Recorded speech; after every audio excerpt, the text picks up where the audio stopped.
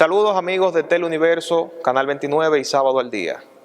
El mundo está lleno de muchas necesidades, pero yo pienso que una de las cosas que más se necesita en estos tiempos es precisamente ejemplos, y buenos ejemplos, porque hay muchos malos ejemplos.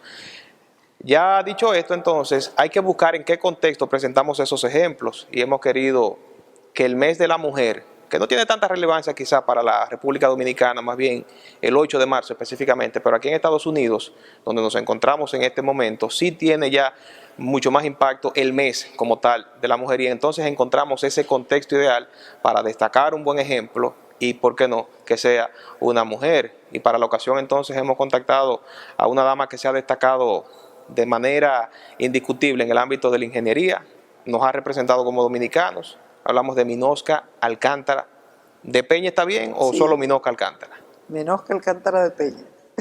Sí, porque su esposo, Fenioski Peña Mora. Sí. es también un reconocido ingeniero. Entonces la pregunta ideal para iniciar es, ¿cuál es el mejor proyecto que ustedes han construido juntos? Dos ingenieros, varios hijos ingenieros, ¿cuál es ese mejor proyecto? Bueno, los 3 hijos que tenemos. Pero en cuanto a proyectos, realmente nunca hemos trabajado juntos. Porque mi esposo se ha dedicado al área de la educación, siempre ha sido educador, profesor en diferentes universidades, fue profesor en MIT, en el Massachusetts en el Instituto de Tecnología de Massachusetts. El MIT. Se graduó, también fue profesor en la Universidad de Illinois, es profesor ahora en Columbia y también es profesor y decano de ingeniería en el Tecnológico de Monterrey. Usted tiene ya muchos años en ejercicio, entonces, sí. En el caso particular, sí. ¿Cuál es esa obra más retadora que le ha tocado enfrentar? Varias posiciones, sí. Ha vivido en varios estados, sí. Hizo vida también importante, tramo de su vida en la República Dominicana. ¿Cuál es ese proyecto que para ustedes ha sido el más retador? Para mí el más retado han sido muchos, pero el más significativo fue Cortland Station. Yo trabajaba para la Autoridad Metropolitana de Transporte en el estado de Nueva York, trabajando para los trenes y en la parte de proyectos de construcción de estaciones de tren. Y Cortland Station, la estación de Cortland, fue la estación que se derrumbó cuando cayeron las Torres Gemelas en septiembre 11.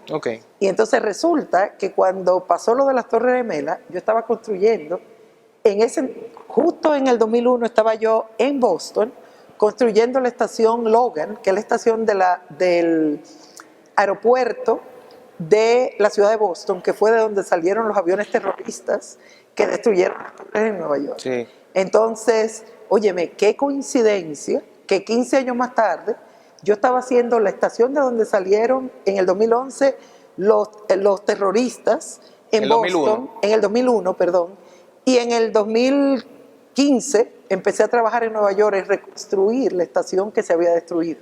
Y para mí fue súper significativa, también fue una de las estaciones más hermosas que hay. Porque todas las paredes están forradas de mármol blanco, que tienen todas las citas más históricas, más importantes sobre derechos humanos. Y para mí ese ha sido el proyecto más significativo por la significancia histórica que tiene. Y fue un proyecto muy complicado, por supuesto, porque tomó 15 años construirse. Demoledor para todo el mundo, yo creo. Sí. Y actualmente, porque es bueno destacar esto, estamos en la estructura del Capitolio de Nueva York. Aquí está entonces la parte administrativa, de donde sale todo lo que tiene que ver con la gestión del Estado, y su posición o responsabilidad principal en estos momentos es directora de la Autoridad de Puentes. Si yo le preguntara entonces, desde que sale de República Dominicana en 1988 hasta este punto, estaríamos hablando entonces de un trayecto difícil para llegar a ser directora de la Autoridad de Puentes, ¿o cómo describiría todo ese proceso? Yo diría más bien, ha sido difícil, obviamente, pero más que difícil ha sido una aventura maravillosa. Una aventura. Una aventura maravillosa. O sea, llegar a Estados Unidos realmente no era mi sueño, era el sueño de mi papá. Y en Santo Domingo, obviamente, sobre todo en mi época, cuando mi papá hablaba, yo crecí con mi papá. Mis padres se divorciaron y yo me quedé con mi papá.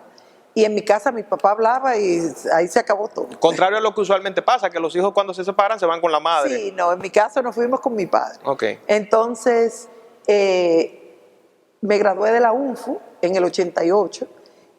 Recuerdo que la graduación fue en noviembre y ya en diciembre papi me había empacado, vamos, que vamos para Estados Unidos a coger un semestre de inglés, que en septiembre llegué aquí en diciembre. En enero empecé en la universidad a tomar inglés, porque tenía que tomar los exámenes para entrar a la maestría. Okay. Entonces, ese semestre me servía de estudiar inglés, perfeccionar el inglés, digamos. Perfeccionar el inglés, coger los exámenes, GRE, que es el examen que uno tiene que tomar para entrar a la maestría. Y en septiembre, según él, ya yo entraba a maestría y todo perfecto. Y oye, efectivamente, me maté como loca, empecé a estudiar, me gradué de la maestría 2 años más tarde, hice maestría en Administración de la Construcción. Okay. Y me mudé. Duré 1 año en Washington trabajando con un profesor mío, que fue donde estudié en la George Washington University. De ahí me fui a Massachusetts, que mi esposo estaba haciendo su doctorado en ese momento en el MIT, y empecé a trabajar allá. Okay. Y de una vez empecé en el área de transporte, trabajando en ese entonces en el Central Artery, construyendo túneles, construyendo estaciones de puente, trabajé construyendo escuelas, y de ahí duré 11 años. Después de esos 11 años, mi esposo, que terminó como profesor en el MIT, decidimos mudarnos a Illinois. En Illinois también seguía trabajando en Boston, construyendo el Logan Airport. Okay. Era un proyecto de $350 millones. Y tomó unos 6 años construir. Entonces, pero era parte de un conglomerado de proyectos. Era la estación del tren, todos los viaductos que estaban cerca del tren, estaban los viaductos, estaba el tren, estaban todas las facilidades que se construyen que tienen relacionadas al manejo del tren, la parte eléctrica, la parte de la estación de agua, del pump station. Y entonces todos esos proyectos eran 6 años. Terminé 3 años en Massachusetts, que los construí. Los otros 3 años lo hacía desde Illinois, viajando mensualmente al estado de Massachusetts. De ahí empecé también a trabajar en la Universidad de Illinois. ¿Como docente? Bueno, nunca di clase. Era como codirectora del Centro de Mujeres de Ingeniería. ¿Qué es mejor para usted? Un paréntesis, Sí. ¿enseñar o aprender en el caso de la ingeniería? Honestamente, a mí me gusta mucho aprender. Yo soy muy curiosa. Okay. Entonces, mi curiosidad es continua. ¿Y por qué? Uy, mira qué interesante la camarita, y por ahí me voy. Y la parte de la curiosidad, que es la parte que me gusta de ingeniería. Porque ingeniería todo lo que hace es enseñarte a responder preguntas, preguntas relacionadas por lo regular a ciertas áreas específicas. Okay. Pero cuando tú lo piensas, eso, si tú lo interpolas a otras áreas de tu vida, pues te ayuda a responder todas las ideas que tú tengas y todas las cosas que se te ocurren. Y yo en mi curiosidad fue como terminé en educación, terminé trabajando para el decano de ingeniería en la parte de mujeres en ingeniería. Muy bien. Que al igual que en mi época, calcúlate, 16 años más tarde, todavía era la misma deficiencia de que pocas mujeres nos vamos por el área de ciencia e ingeniería, y el decano de ingeniería quería incrementar el número de mujeres, entonces me pidió que me fuera a trabajar con él. Ok, parecen proyectos muy importantes, Sí. Parecen muchos proyectos, pero a la vez, como usted bien describió, es una aventura porque parece una película Sí. en la cual cada episodio ha pasado rápido, digamos, cada escena. Sí. Porque cuando usted me enumera todo eso, digo, pero ¿y cómo ha habido tiempo para tantas cosas, verdad? Sí, claro que sí. No, si es así. Lo interesante de la vida es que en la vida, y esto te lo digo porque ya a mi edad, por supuesto, es como un abrir y cerrar de ojos. Claro. Tú empiezas un proyecto y lo que a mí me gusta, otra de las cosas que me gusta de ingeniería, es que los proyectos son, no importa lo largo que sea, pero nunca son eternos. Entonces un proyecto te dura 5 o 6 años, te mueves para el otro proyecto y es aprender cosas, es un continuo estado de aprendizaje. Entonces en la vida sucede que cuando tú vas mirando, yo te puedo hacer un resumen de mi vida por proyecto y decirte, mira, yo en tal año estaba haciendo tal proyecto, me mudé a tal proyecto, me mudé a tal proyecto, y son continuas aventuras porque es continuo proceso de aprendizaje. Claro. Y en el proceso que tú vas aprendiendo y teniendo todo ese aprendizaje, la vida va tomando su curso. Y ahí vas teniendo esposo, vas teniendo hijos, criando tus hijos, graduando tus hijos, y empieza el ciclo de vida, que es la parte interesante. Y en mi caso, que yo toda la vida lo he trabajado, pues fue muy interesante. La manera que yo pude balancear mis hijos con mi trabajo era, pues sí, para mí era una aventura lo que yo hacía. Y siempre muy agradecida de Dios que me diera aquellas oportunidades. Pues yo a mis hijos lo creí, los ayudé a crecer en el estado de aventura que eran los proyectos míos, que es por lo cual yo pienso que hoy todos son ingenieros. En el caso de los proyectos hay una premisa elemental en cada proyecto. Sí. Y es que todo tiene un tiempo de vida útil. Sí. Así como la vida, si hacemos esa analogía, ¿verdad? Sí. Todo se crea, pero eso se va a hacer en base a 20 años, 30 años.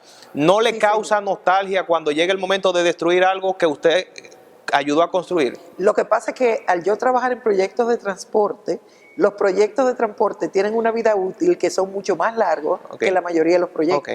Y ahora la parte que ayuda mucho en ingeniería es que se han integrado nuevas disciplinas de ingeniería. Por ejemplo, en los puentes que yo tengo aquí en el estado de Nueva York. Que para allá vamos ahora. Ok. Uno de los puentes que yo trabajo, este año es el 100º aniversario del puente. Y tú dirías, es un puente que se construyó en el Bear Mountain, ahí cerca de Manhattan, y tú dices, pero ¿cómo un puente de tal magnitud se sustenta por tantos años? Claro. Bueno, tú vas cambiando el concreto, va aumentando la resistencia, vienen mejores tecnologías de los materiales, tienen mejores tecnologías del acero, mejor tecnología de pintura, la tecnología ha ido cambiando tanto que ha permitido que proyectos que se crearon, calcúlate, por 50, 60 años, fácilmente te duran 100, y si lo cuidas bien puede durar 150 y más años. Ahora hay una creencia popular en ese ámbito, y es, por ejemplo, en República Dominicana se manifiesta mucho esta expresión: los materiales de ahora no tienen la misma calidad, quizás por el tema del reciclaje al que estamos apelando también. ¿Qué conclusión tiene usted sobre esa situación? Antes el material era mejor, ya las cosas no duran. Ahora tú haces un puente y a los 2 años se está corroyendo. O sea, ¿qué conclusión tienen ustedes los ingenieros, los arquitectos? Yo pienso que eso es relativo. Lo que pasa es que ahora la tecnología trae muchísimos beneficios, pero a la misma vez trae muchas maneras de cómo crear productos subalternos. Entonces te doy un ejemplo, porque a mí me pasa todo el tiempo. Yo recuerdo que la nevera de mi abuela, que era una de esas frigidaires invencible, no había manera de, óyeme, tú la explotabas y la nevera se quedaba igual. Sí. Esas neveras se construían con materiales que eran de durabilidad única, pero en esa época se construían en acero prácticamente, y tenían otros productos, pero ahora, y mucho aluminio se usaba. Claro. Ahora se inventó el plástico. Entonces yo puedo crear la misma nevera con materiales todavía de aluminio por fuera, con acero, pero yo simplemente creo la parte estructural, lo que sostiene la nevera, te le pongo acero, te la forro de aluminio y lo hago todo de adentro de plástico. Y se hace pensando también en la practicidad para moverla, más liviana, más ligera. Más liviana, más ligera, tiene muchísimos beneficios, claro. Pero uno de los pocos beneficios que tiene es que dependiendo de la calidad del plástico, es el tiempo que te dura la nevera. Y entonces lo que se hacen es que todos los manufactureros tienen neveras que son de lujo, esas te van a durar todavía los 30 años. Claro. Neveras que son para un costo medio y neveras que son para un costo módico. Y la nevera de costo módico, que debe ser inverso a lo que tú te imaginarías, que deberían ser neveras que duren más tiempo, porque las personas de pocos recursos no tienen el capital social para estar cambiando nevera, pero por lo regular se invierte porque esos materiales son muy costosos. A fin de cuentas, yo pienso que debe de haber un producto para cada público, ¿verdad? Claro. Opciones para todo el mundo, de eso se trata el mercado. Sí. ¿Estamos de acuerdo en eso? Y yo pienso que la tecnología te permite tener ese tipo de cosas y que es algo muy bueno. Tú decides entonces qué quieres, o paga por calidad o paga por funcionamiento. Por funcionamiento, exacto. Y hay veces que no siempre tú necesitas que todo sea de primera calidad. Por ejemplo, en mi caso, a mí no me gusta que me duren mucho las cosas, porque entonces me aburro la vida entera con la misma silla. No, que se me rompa, para así tener la excusa de necesito una silla nueva. Y antes de nosotros empezar la entrevista, estuvimos caminando, repetimos, estamos en el Capitolio de Nueva York. Aquí es que se toman las decisiones del Estado, pero la estructura es chulísima. Estuvimos caminando y hay una manifestación artística impresionante. Y hablábamos también de ese dilema que hay actualmente. Sí. O apelamos a una estructura minimalista, Sí. o nos quedamos en el siglo XVIII, XIX, en donde había una expresión artística, cultural detrás de cada estructura. Claro. ¿Qué le parece a usted esta discusión que hay? Bueno, que el minimalismo ya no deja expresar el artista y todas estas cosas. Yo pienso que volvemos a lo mismo, siempre es el mercado. El mercado, cuando en el 1800 empezó la revolución industrial, empezaron a crearse productos que anteriormente no se podían crear y empezaron a poder abaratarse productos que anteriormente no se podían hacer. Entonces, con ese proceso empezó que se necesitaba un capital social para poder trabajar en las industrias. Okay. Entonces, cuando trae ese capital social a trabajar en las industrias, pues empieza la mano de obra a aumentar de valor y empiezan a áreas de construcción o áreas que anteriormente de artesanía, que existían anteriormente, a deteriorarse. Porque ahora la sociedad se está enfocando en vamos a construir pantalones, 1 millón de pantalones. Lo que se piensa es la funcionalidad. No solo la funcionalidad, sino el costo que toca instalar estos materiales de lujo que antes se hacía. Por ejemplo, estamos mirando estas columnas de mármol que están aquí en el Capitolio detrás de nosotros. Claro. Hacer la columna de mármol, honestamente, tú lo que necesitas es una columna.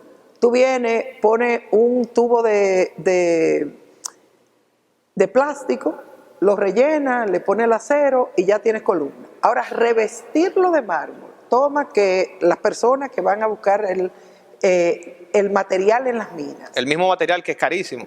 El material de por sí es caro, pero hay que traerlo de la mina, pulirlo, organizarlo. Como son circulares, entonces ya es una forma, es más cuidado.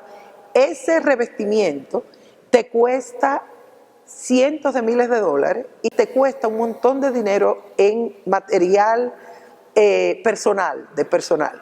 Si el personal es bajo, pues no importa, porque tú te compras tu material caro, el personal te cuesta 1/4 de lo que cuesta el material y el costo es más o menos, nunca es módico, pero es un costo permisible. Okay. Pero si ahora el material y si el material y el personal cuesta lo mismo, entonces ya el costo para el contratista es muy alto y de ahí es que viene, bueno, pues creamos elementos que yo lo veo también artísticos diferentes. Entonces traemos el minimalismo donde ya la columna te la dejo en concreto y trato de convencerte que en concreto es tan hermosa como si fuera en mármol. Entonces, en conclusión es hacer lo que convenga en un determinado momento, podríamos decir. No, yo pienso que sí, definitivamente, pero también es... El hombre sale y sus circunstancias, como decía Exacto. aquel pensador. Exacto. Y a la misma vez, el artista, que es la parte interesante y fabulosa del arte, también se adapta a la circunstancia y crea elementos hermosísimos con pocos elementos, porque honestamente hay edificios que son minimalistas, que son espectaculares. Claro. Entonces, es el ojo del artista que consigue tomar las circunstancias de mercado en las que vive y crear estructuras hermosas dentro de ese parámetro de mercado. Usted pertenece al listado de los 100 ingenieros más destacados de la ciudad de Nueva York, Sí. junto a otros 2 dominicanos. Eso fue en el año 2022, según estuve viendo. Sí. Eso significa que usted ha hecho mucho. Mi esposo era uno de esos. Su esposo también, Sí. y Danis, que es encargado de Danis, transporte, sí, también estuvo en también. esa lista, Sí, destacado dominicano que está haciendo gran trabajo ahí con la alcaldía de Nueva York. Impresionante trabajo. Y para estar ahí entonces hay que hacer muchas cosas. Sí. Parece que tiene una trayectoria ya acabada, pero siempre pensamos que hay algo que hacer. ¿Qué usted entiende que le falta como proyecto? ¿Qué le gustaría trabajar? ¿Qué iniciativa le gustaría involucrarse y participar? Si yo tuviera bueno, son 2 proyectos que a mí me gustaría de toda la vida. Uno, porque es significativo para mí, que toda la vida he estado trabajando construyendo estaciones de tren. El trabajo del siglo para mí sería ser la primera mujer directora de los trenes del estado de Nueva York. Porque hasta ahora, así como tenemos nuestra fabulosa gobernadora, Claro. que es la primera mujer gobernadora en el estado de Nueva York, te imaginas, estamos en el 2024 y por primera vez tenemos una mujer que es impresionante. Pues asimismo yo me gustaría ser la primera mujer directora de los trenes del estado de Nueva York aquí en Estados Unidos. Okay. Eso es un sueño, porque honestamente es un trabajo muy demandante y que requiere muchísimas cosas, pero ya que estamos hablando de sueños, ese sería un sueño fabuloso. No, ¿y por qué no pensar en que sea realizable? Y no sabe, a ver, lo que yo he notado en mi vida es que mis sueños siempre han sido menores que los sueños que Dios ha tenido para mí. Ha mencionado dos veces a Dios. Sí. ¿Qué tan determinante ha sido ese factor en los logros que ha obtenido? Honestamente, yo crecí en una escuela católica. Mis padres son muy católicos. Estudié en el Colegio Santa Teresa, que es un colegio de niñas. Y como estudié 12 años en un colegio católico, pues la enseñanza católica es parte de mi formación como persona. Okay. Y una de las cosas que el catolicismo te enseña, el cristianismo te enseña, es a que uno tiene que ser agradecido y que Dios tiene un plan y un propósito en tu vida. Y yo te puedo decir que el plan mío en mi vida era siempre agradar a mi papá. Mi papá era extraordinario, igual que mi mamá. ¿Su papá era ingeniero también? Mi papá era ingeniero, pero químico. Ok. Pero para mí mi papá era mi vida. O sea, yo vine a Estados Unidos y el único plan era que mi papá estuviera orgulloso de mí. Qué bien. Y después el segundo plan era que mis hijos estuvieran y mi esposo orgulloso de mí. Pero el plan de Dios era más grande que el mío. O sea, me dio proyectos de envergadura altísimo, me puso en lugares fabulosos para trabajar con un grupo de hombres, porque en casi todos los proyectos que yo trabajé, yo era prácticamente la única mujer.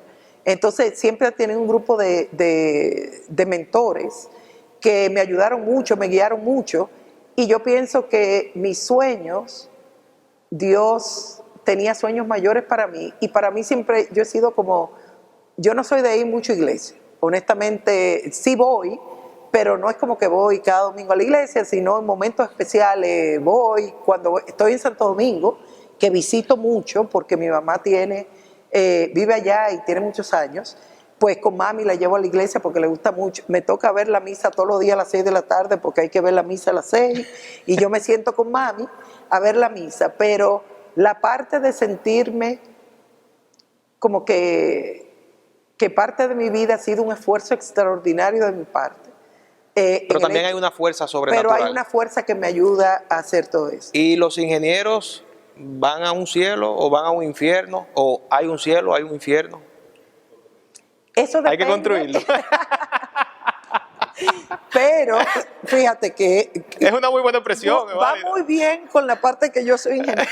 Pero yo pienso que eso es personal, porque es que ahora hay muchas religiones. Bueno, ahora no, siempre han habido muchas religiones. Pero con las acciones se construye el cielo que uno quiere o el infierno que cada quien quiere. El cielo, el infierno y la vida que tú vives. Y eso sí te puedo decir.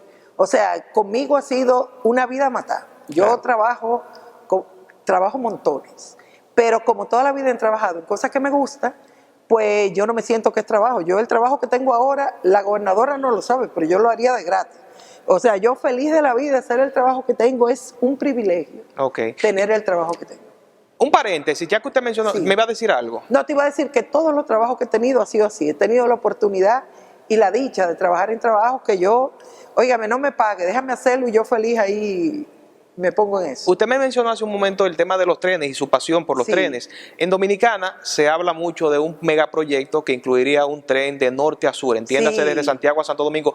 ¿Qué opinión usted tiene sobre eso? ¿Lo ve viable? ¿Entiende que ya llegó el momento o todavía debería eso esperar? Porque usted viaja mucho a Dominicana, está muy involucrada. Yo me reuní con el grupo, ay Dios mío, el grupo que está construyendo el tren. El nombre me va a llegar ahora. ¿El sistema de transporte integrado sería? No, el grupo que estaba tratando de hacer el diseño del tren que va a ir de la ciudad de Santo Domingo a Santiago, que era la primera parte del proyecto.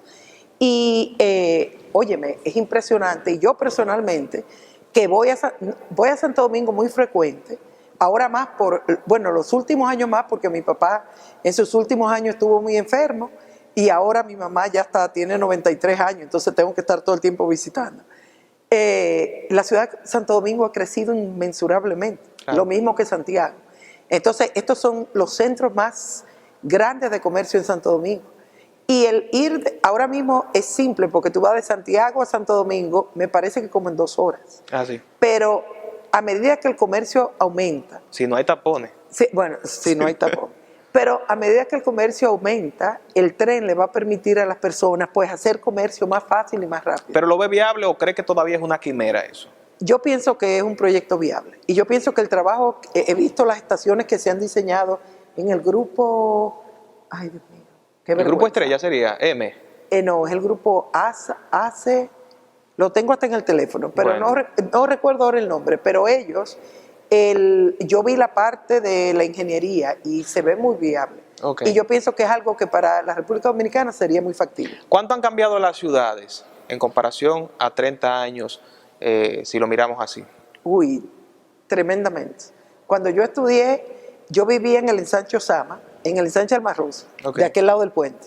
Y yo estudiaba en la UNF. Y yo recuerdo que cuando uno llegaba a la Núñez de Cáceres, se sentía como que la República Dominicana se acabó. Y ahora la Núñez de Cáceres es prácticamente el centro del distrito. Bueno. Y ha crecido inmensurablemente. Es impresionante Bueno, uno llega el tren dominicano. Uno llega a buenísimo. Pedro Brán y ve la gran cantidad de San Cristóbal ya es parte edificaciones, prácticamente de Santo Domingo. Es así. Que en mi época yo le decía a papi que iba para San Cristóbal y que había muerto. ¿Tan lejos? Eso es lejísimo. Lo mismo que Macorís. Claro. No, Macorís ni me dejaban. Hablamos de San Pedro, ¿cierto? San Pedro. San Pedro de Macorís. lo lejos que era. Sí. Y San Pedro ahora es como... Ya hay edificaciones en toda la carretera. Eso a es lo así. largo de la carretera. En el caso de la República Dominicana, ¿asumiría usted alguna participación en uno de esos grandes proyectos si la convoca, ya sea un gobierno central, un gobierno local? ¿Le gustaría? No, a mí me fascinaría. Servir al país sería maravilloso. Ahora mismo, a través del congresista Adriano Espaillá, me reuní con un proyecto que tenían a raíz de lo que sucedió en el túnel ahí en la 27. Él hizo un congreso para invitar figuras de los Estados Unidos y la República Dominicana. Ese fue el congreso del CODIA, sobre ingeniería, con expertos internacionales. Sí. Creo que leí algo de eso, sí. Ahí conocí a nuestro ministro de Obras Públicas y con él me he mantenido una comunicación de ver cómo podemos hacer proyectos de colaboración entre ambos países. Interesante. Pero sería interesantísimo. Como ciudadano dominicano, a mí me gustaría que gente como usted aporte a cualquier proyecto, porque ya que uno paga impuestos, quiere que la cosa quede bien, Sí. y eso se logra con gente buena y de calidad. Sí, sí. En el caso de la oposición que ocupa actualmente, 2021, es designada directora de la Autoridad de Puentes, Sí, de la mano de la gobernadora Kathy Hochul. sí. ¿Cómo podríamos decir ha sido asumir esa gran responsabilidad? Uno de los atractivos de Nueva York es precisamente los puentes. ¿Qué tanta responsabilidad hay? ¿O es más el nombre que las responsabilidades que hay? No, bueno, la infraestructura es muy importante, pero algo que tienes que tomar en consideración para nosotros en particular es la parte de seguridad. Millones, cientos de miles de vidas todos los días ponen su vida en peligro. nuestras manos. Bueno, en sus manos. Y eso es algo que tomamos muy seriamente. O sea, ¿Cuántos puentes están bajo su control? nosotros tenemos los puentes que están en el río Hudson, en el estado de Nueva York, que van desde el Bear Mountain hasta The Catskills, que es lo más cercano aquí a Albany. ¿Lo tienen contabilizado? ¿Cuántos? Tenemos 7 puentes. 7 que son puentes. de alta envergadura y enormes y con un tráfico bastante grande. ¿Y en todo el estado tienen el conteo de los puentes? No me sé el de todos los estados, porque acuérdate que somos varias compañías de transporte, que tenemos los puentes tan generalizados dependiendo. Okay. Yo sé, me parece, que en la ciudad de Nueva York los puentes son unos 17,000, pero es que 17,000. hay puentes que si yo voy de esta calle a esta calle, Un puentecito, se crea un puentecito, claro. pero esos no son los puentes con los que yo trabajo. Eso, pero aún siguen estando dentro de su No, autoridad. esos puentes estarían dentro de la autoridad de la ciudad de Nueva York. Okay. La ciudad de Nueva York, por lo regular, ellos controlan sus puentes, el estado de Nueva York controlamos nuestros puentes. Muy El bien. resto del estado controlamos nuestros puentes y muchos de los puentes del estado también lo controla el Departamento de Transporte del Estado. Bueno, yo le preguntaría, quizás no tiene que ver con usted, pero en estos días tuvimos una situación catastrófica en Baltimore con Sí, un puente. ¿Qué pudo haber fallado ahí? ¿Por qué quizás se dio esa situación? Bueno, son dos cosas. La primera es, ese proyecto se construyó hace 50 años atrás, en los 70, Ok. y las especificaciones y estándares de ingeniería que se tenían en ese momento para las columnas que soportan los puentes eran diferentes que las que se tienen ahora. Porque los botes que se hacían en esa época no son los botes que hacemos ahora. Okay. No sé si viste la foto. Cuando tú vas mirando la foto, ese bote es prácticamente una ciudad. Y te quedas como, Dios mío, ¿pero y qué es esto? Quizá hubo un mal cálculo del nivel del agua. No, lo que sucedió en este caso, hasta lo que he leído hasta ahora, tuvo que ver con defectos mecánicos del bote. Okay. El bote perdió la electricidad y cuando perdió la electricidad no podía manejar, lo que sería el equivalente al guía, que no es un guía, es como más grande. No podían manejar y no pudieron enderezar el bote para que cupiera por el espacio que le correspondía. En estos tiempos estamos hablando mucho de planeamiento urbano, sí, planificación, proyectos, pero sí, parece que a las grandes ciudades, entiéndase Nueva York, sí, entiéndase Santiago, entiéndase Santo Domingo, algo se le fue de las manos. Y el tema del tránsito ha sido un dolor de cabeza para todas esas urbes. Sí. Ustedes ahora están tratando de buscar alternativas, sí, y hay una que incluso es muy polémica, no sé si quiere, sí, hablarnos de eso, pues que iniciaría con Manhattan. ¿Cómo piensan ustedes solucionar parte de ese problema? Yo pienso que cuando en la parte urbana, algo que los gobiernos en general tienen que tomar en consideración es cómo tú muebles las personas de un lugar a otro, cómo tú conectas un individuo que vive en su casa a su trabajo. Entonces, anteriormente la población era menor y entonces la gente podía venir de tu casa, cogía un carro y llegaba a su trabajo. Pero ahora resulta que somos millones de habitantes, por lo menos en la ciudad de Nueva York, por ejemplo, en Manhattan son 2 millones de habitantes en la isla, pero cada día vienen unos 8 millones de personas a trabajar a Manhattan.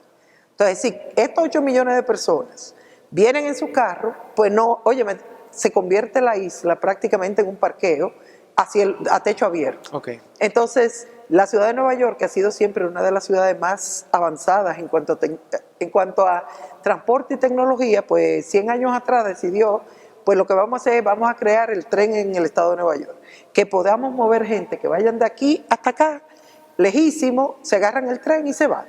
Y vamos disminuyendo la cantidad de vehículos que entran al estado. Okay. Entonces, esto ha sido un plan fabuloso que ha estado en la ciudad de Nueva York por años. Ya está en marcha. El tren de Nueva York ha estado por cientos de años ahí, funciona, cada vez se abren vías nuevas de tren, pero ahora ¿qué sucede? Ahora la población continúa aumentando y junto a la población se añade un problema adicional que es el cambio climático. Entonces, con el cambio climático, la parte que el cambio climático ha creado es la parte del dióxido de carbono, se sube al cielo y está creando todos estos cambios que tú puedes ver en todos lados. Claro. Entonces, el estado de Nueva York, tratando de solucionar este tipo de problema en parte, pues decidió, bueno, una manera de resolver esto es hacemos que menos carros entren a la isla para que de esta manera menos dióxido de carbono vaya al aire, que ayuda en la parte de sustentabilidad, porque no queremos que esta tierra, que nada más es una que tenemos, se nos destruya, y la otra parte es que nos ayudan en la parte de salud. Okay. Y en la parte de seguridad,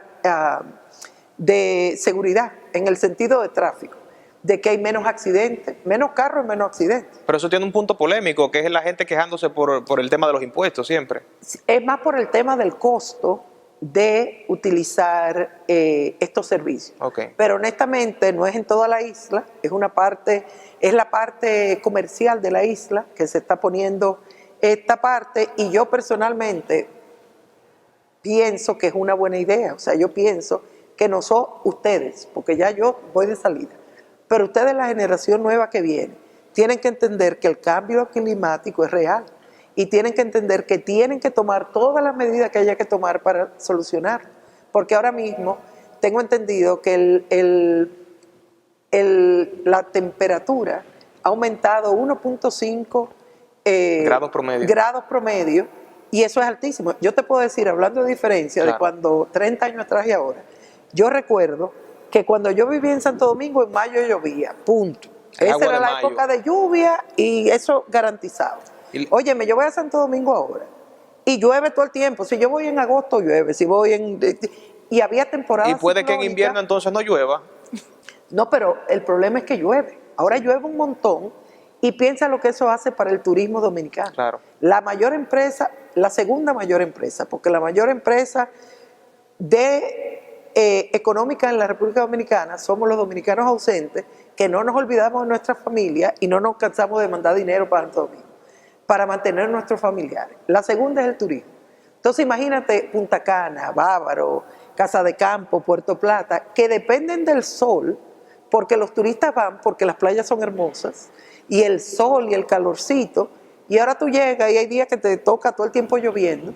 Entonces, la nueva generación le toca entender que tienen que haber cambios, y parte de esos cambios, que nosotros en el estado de Nueva York entendemos, es si minimizamos el uso de los carros y usamos el transporte público, pues estamos solucionando muchísimos problemas. La parte de transporte, que es vial, porque necesitamos el trabajo del ciudadano, estamos eliminando o limitando más bien la parte de sustentabilidad, de que tengamos una tierra que sea más rica y productiva, y por tercero, la parte de seguridad, que es, van a haber menos accidentes porque ahora tenemos menos carros en la carretera. Usted me habla Y salud, porque mientras menos dióxido de carbono, hay enfermedades que se van eliminando, sobre todo las respiratorias como el asma, claro, etcétera. Naturalmente. Usted me habla de todos esos proyectos, pero esas son decisiones políticas. ¿Usted no se ve haciendo política en esta etapa de su vida?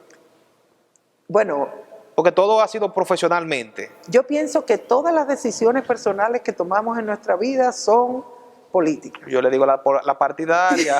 No, ¿cómo que dicen aquí? No me haga el keep. No, pero si tú lo ves, cada decisión que tú tomas en la vida tiene una repercusión política. Ahora, claro, yo como político no te puedo decir que no, porque yo me encuentro fabuloso. Lo que me encuentro fabuloso de la política es la parte que hayan personas que decidan dedicar su vida para el bienestar del pueblo. Y todavía aún cuando hay problemas en nuestros países, que siempre nos estamos quejando de que hay mucha corrupción, de que hay mucho que sí o qué, honestamente cuando tú lo miras en conjunto, hay más ciudadanos y políticos responsables, óyeme, esmerados y dedicados al bienestar social, que los que hay que son corruptos. Claro. Entonces, yo me encuentro que óyeme, eso y Secura es prácticamente la misma cosa. Pese a la queja, yo creo que hemos alcanzado muchas mejoras. Sí, finalmente, yo pienso que sí. ¿Cuál es esa pregunta que nunca le han hecho y que usted siempre ha querido responder? Wow, la que nunca me han hecho. Qué difícil me la pusiste, pero yo pienso que todos tenemos algo que decir que nadie nunca nos ha preguntado. Sí, yo te puedo decir, la que casi nunca me preguntan y que yo oigo mucho sonando siempre en Santo Domingo, que es la parte de qué difícil es criar tus hijos en Estados Unidos, sobre todo en el estado de Nueva York, que está la percepción de que hay mucho libertinaje y de que nuestros hijos vienen aquí a perderse. Y honestamente, esa es una pregunta que yo me encuentro que está mal informada, porque honestamente los dominicanos aquí en el estado de Nueva York son emprendedores. La mamá, óyeme, primero pégate un tiro que metete con una mamá dominicana con sus hijos, porque eso es candela. Eso es candela. Entonces, eso es problema. Eso es un lío, pero esa parte cultural nunca ha cambiado. Claro. Y yo pienso que la parte de lo importante que tiene el rol de la mujer en levantar nuestras comunidades y levantar nuestros hijos, y de mistificar la parte de que si tú vienes a Estados Unidos, tus hijos se van a perder. Yo te puedo decir, yo crié mis 3 hijos en los Estados Unidos, en diferentes estados los últimos 15 años, aquí en Nueva York.